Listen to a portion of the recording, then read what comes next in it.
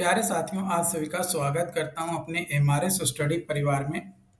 तो डियर, आज की इस वीडियो में मैं यहाँ पे बात करने वाला हूं, जैसा कि आपको पता है कि मेट्रो सिस्टम एंड इंजीनियरिंग ये जो सब्जेक्ट्स है ये मैं आप लोगों के साथ जो है शेयर कर रहा था। तो यहाँ पे हम लोग आज जो यहाँ पे डिस्कस करने वाले हैं वो डिस्कस करेंगे पेडेस्ट्रियन फैसिलिटी के बारे में।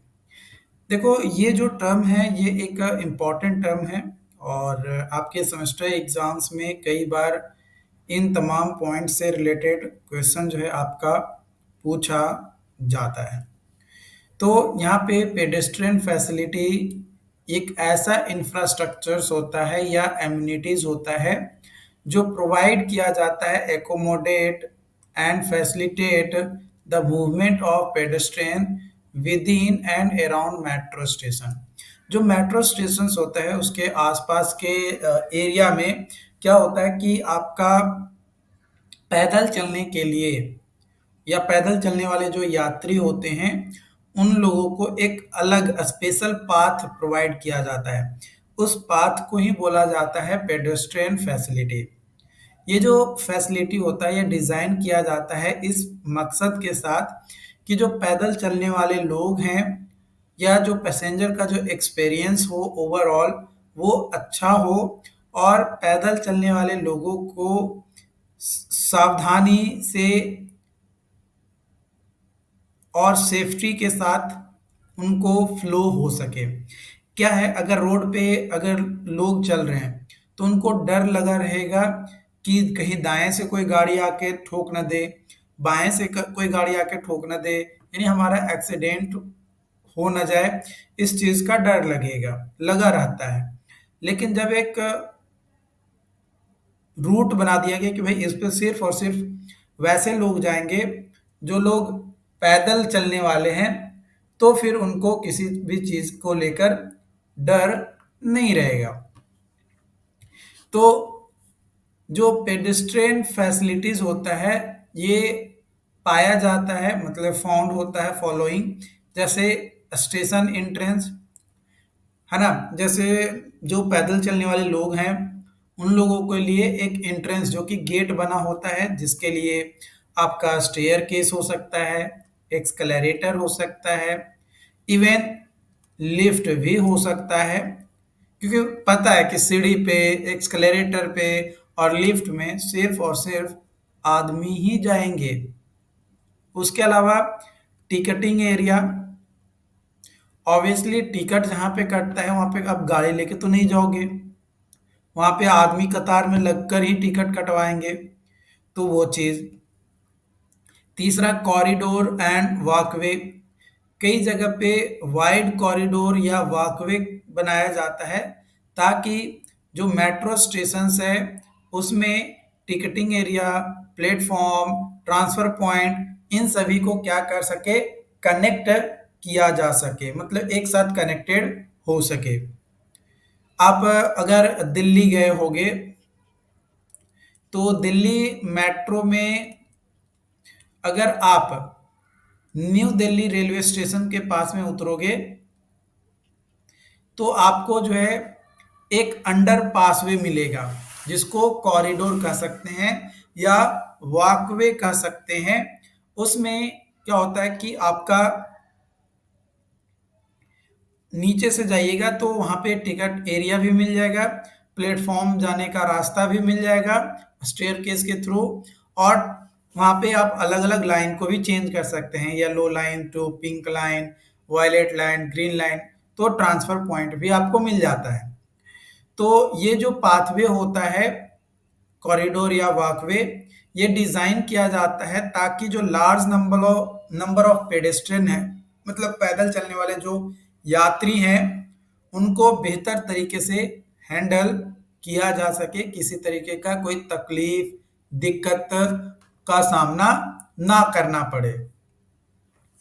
प्लेटफॉर्म को एक्सेस करने के लिए आपका रूट बना होता है जिसके लिए स्टेयर का यूज कर सकते हो, एक्सकलेरेटर का यूज कर सकते हो, एलिवेटर्स का यूज कर सकते हो, इवन लिफ्ट का भी आप यूज कर सकते हो प्लेटफॉर्म तक पहुंचने के लिए किसी भी मेट्रो स्टेशन में।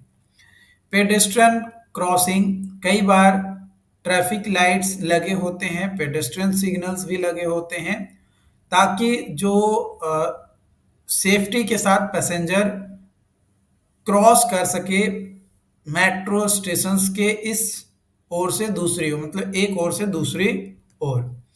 इसके अलावा way finding system, clear signage, maps and information display होता है, ताकि पैसेंजर्स को गाइड किया जा सके विद इन मेट्रो स्टेशंस कि कौन सी चीज़ें किस तरीका या किस तरफ आपको मिलेगा, प्लेटफॉर्म किधर मिलेगा।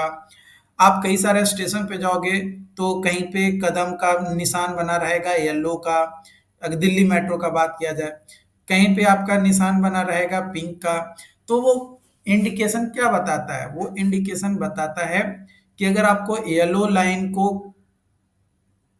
पे जाना है, मतलब आपकी जो स्टेशन है वो येलो लाइन वाली मेट्रो पे जाना है, तो आप उस लाइन की ओर चाहिए तो आपको प्लेटफॉर्म मिल जाएगा।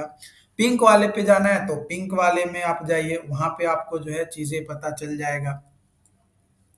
फिर वेटिंग एरिया और सिटिंग एरिया, मेट्रो स्टेशंस पे ये भी प्रोवाइड किया जाता है, ताकि या तो लोग पेडेस्ट्रियन का यूज करते हुए ट्रांसफर करें, मतलब अपना रूट चेंज करें, या फिर कुछ समय के लिए मेट्रो से उतरकर वो इंतजार करें किसी के आने का।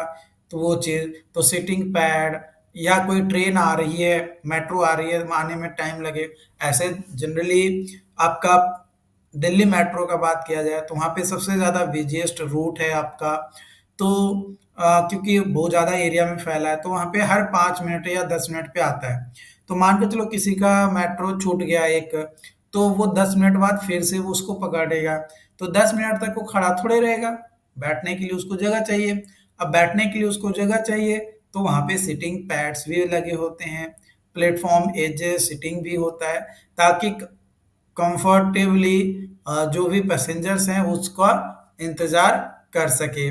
इसके अलावा एसेसिबिलिटी फीचर्स भी आपके होते हैं, जैसे wheel chair, ramps, tactile paving, valley signals और ऑडियो अनाउंसमेंट भी टाइम टू टाइम दिया जाता है, ताकि जो पैसेंजर्स हैं वो उस चीज़ को समझ सके, विजुअली उस चीज़ को देख सके। एम्निटीज जैसे drinking fountains, rest rooms, soaps, kiosks, इस तरीके की भी फैसिलिटीज़ होती हैं, ताकि अगर किसी को भूख लग गया या दूर से आ रहा है मेट्रो पकड़ने और अब उसको अभी आधे घंटे का और सफ़र करना है, तो वो वहाँ पे फूडिंग एरिया में या ड्रिंक पानी पीना है तो पीने के पानी, रेस्ट रूम्स, ये सभी चीज़ों का यूज़ वो कर सके। इसके अलावा पैसेंजर्स की सेफ्टी भी ज़रूरी है, जिसके लिए फायर एक्सटिंग्विशर्स, कैमरा सिक्योरिटी के लिए, emergency exit, emergency communication systems, ताकि पेडेस्ट्रियन एरिया में किसी भी अनवांटेड चीज़ों को आने से रोका जा सके, और उस पे अगर कोई आ रहा है तो उसमें स्ट्रिक्ट से स्ट्रिक्ट एक्शन जो है उस पे लिया जाए, बेहतर डिसीजंस उस पे जो है लिया जाए, ये चीज़ें। अब अगली जो पॉइंट्स हैं, बिंदु हैं जो हम लोगों को जानना है, यानी अगला जो टर्म है वह है इन्वायरमेंटल एंड सोशल सेफगार्ड। जब हम प्लानिंग करते हैं और मेट्रो सिस्टम को इम्प्लीमेंट करते हैं, तो कई सारे इन्वायरमेंटल और सोशल सेफगार्ड्स को ध्यान में रखते हैं, ताकि जो निगेटिव इम्पैक्ट है हमारा इन्वायरमेंट का वो ना हो सके, और हम कोशिश करते हैं कि सस्टेनेबल डेवलपमेंट प्रमोट किया जा सके। तो following points to be consider, कई सारे पॉइंट्स हैं जिसको कंसीडर करते हैं। इसमें सबसे पहला है environmental impact assessment. Environmental impact assessment तो ये कंडक्ट करता है एक कॉम्प्रिहेंसिव एनवायरमेंटल इम्पैक्ट असेसमेंट को, जिसमें एनवायरमेंटल इम्पैक्ट्स मेट्रो सिस्टम का क्या हो सकता है उसको प्रॉपर तरीके से असेस करते हैं, मतलब उसके बारे में पढ़ते हैं, जैसे air pollution, noise pollution, biodiversity loss, land use changes and water management. इन सभी के बारे में स्टडी करते हैं और जो भी बेहतर एनालिसिस के बाद रिपोर्ट आनी चाहिए उसको एनालाइज करने के बाद उसके हिसाब से हम मेजरमेंट लेते हैं कि भाई अब हमें क्या करेक्शंस करना है, कहाँ पे किस चीज़ को कम यूज कर सकते हैं, किस पे हम ज़्यादा निर्भर रह सकते हैं। इसके अलावा route planning and design, carefully हमें मेट्रो रूट्स भी बनाने होते हैं ताकि जो इकोलॉजिकल डिस्टर्बेंस है या सेंसिटिव इन्वायरमेंटल एरिया है उसको हम अवॉइड कर सकें, जैसे प्रोटेक्टेड लैंड, वेटलैंड्स और वाइल्ड लाइफ हैबिटेट्स। तीसरा है energy efficiency and green design. जब हम मेट्रो सिस्टम को डिज़ाइन करते हैं तो हम कोशिश करते हैं कि हम एनर्जी इफिशिएंट टेक्नोलॉजी का यूज़ करें या फिर ग्रीन डिज़ाइन करें, मतलब ऐसा डिज़ाइन हम बनाएं ताकि इन्वायरमेंट पे ज़्यादा असर ना आए, मतलब इन्वायरमेंट का कोई भी निगेटिव असर जो है हमें ना देखने को मिले, इस चीज़ को ध्यान रखेंगे।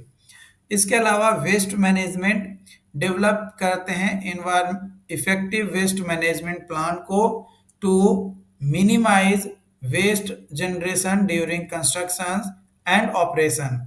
प्रमोट करते हैं recycling and proper disposal of waste material ताकि इन्वायरमेंटल इम्पैक्ट को रिड्यूस किया जा सके। इसके अलावा वाटर मैनेजमेंट जैसे बारिश की पानी है तो उसको हम स्टोर करके रखेंगे, या जो वेस्ट वाटर हमारा निकल रहा है उसको हम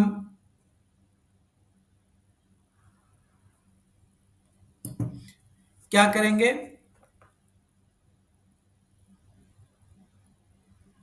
प्रॉपर तरीके से ट्रीट करेंगे ताकि अगर उसको प्लांटेशन वगैरह कर रहे हैं आसपास में तो उसमें हम उसका यूज कर सके, है ना। रेन वाटर हार्वेस्टिंग का यूज करके हम उसको फिल्टर करके उसको पीने के लिए यूज कर ले सकते हैं। जो मतलब रीयूजेबल चीजें हो सकती हैं, जिस पानी को हम दोबारा पीने के लिए यूज कर सकते हैं उसको हम कोशिश करेंगे ज्यादा से ज्यादा रीयूज हो सके। इसके अलावा सोशल इम्पैक्ट असेसमेंट भी करते हैं, जैसे लोकल कम्युनिटीज का क्या है, displacement of residents, livelihood impacts, accessibility for vulnerable populations, and cultural heritage preservations। इसके अलावा स्टेक होल्डर इंगेजमेंट तो कौन कौन से उसमें पार्टिसिपेट कर रहे हैं, मतलब डिसीजन मेकिंग प्रोसेस में कौन कौन पार्टिसिपेट कर रहा है, गवर्नमेंट कर रहा है, सेमी गवर्नमेंट कर रहा है या कोई प्राइवेट इंटाइटीज कर रहा है, ये सारी चीज़ें। इसके अलावा सेफ्टी और सिक्योरिटी को भी ध्यान रखना पड़ता है, जिसके लिए पैसेंजर की सेफ्टी, स्टाफ रखे जाते हैं ताकि बेहतर कम्युनिकेशंस हो सके और लोगों की बेहतर देखरेख भी किया जा सके। एसेसिबिलिटी एंड इंक्लूसिविटी डिज़ाइन करते हैं मेट्रो सिस्टम को ताकि इस तरीके से कि डिसेबल्ड पर्सन या एल्डरली इंडिविजुअल्स या अदर वनरेबल पॉपुलेशंस ये भी जो है आपका आ सके, है ना। इसके अलावा कम्युनिटी डेवलपमेंट्स भी होते हैं जिसमें जॉब क्रिएट होता है, स्किल डेवलपमेंट प्रोग्राम चलाए जाते हैं और सोशल के हिसाब से, मतलब सोशल इम्पैक्ट को देखते हुए लोकल इंफ्रास्ट्रक्चर्स में भी इन्वेस्टमेंट किए जाते हैं और सर्विसेज प्रोवाइड की जाती है ताकि जो लोकल कम्युनिटीज हैं उनको एक बेनिफिट मिल सके, है ना। उनको इनिशिएट किया जाता है ताकि उन लोगों को भी जॉब मिल सके, वे लोग भी जो है काम कर सके। आई होप कि ये तमाम पॉइंट्स आपको जो है समझ में आया हो। अगर फिर भी कोई डाउट्स रहता है, किसी तरीके का कोई कन्फ्यूजन रहता है तो आप हमें कमेंट करके ज़रूर बताइए। चैनल पे जो लोग पहली बार आए हैं चैनल को सब्सक्राइब जरूर कर लीजिएगा। मिलते हैं नई वीडियो में, और जो लोग ऐप पे हमारी इस वीडियो को देख रहे हैं वो अपने दोस्तों के साथ शेयर करिए ताकि उन्हें भी इसके बारे में पता चल सके। Thank you.